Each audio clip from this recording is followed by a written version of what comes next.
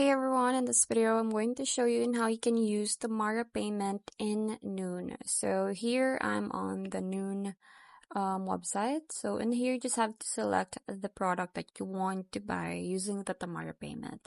So let's say for example, you want all these stuff like that. So for me, I have already added the product on my card. So let's say for example this one, and I want to use the Tamara payment.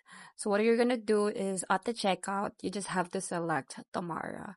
So in here we have Tabby and Tamara. So since we want to use the Tamara payment, so we're just gonna click on this one. So in this one it will split in 4 payments of with no interest, no late fees. So this is really good. So click on this one.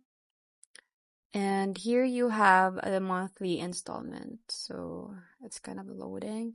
So here you can split it in 2, 3, 4, 5, or you can also pay it in full. So you have to select any of this one which works for you. So let's just click on any of this. So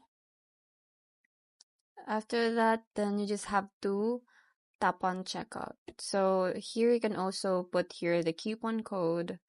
So you can also select these so you can save like that.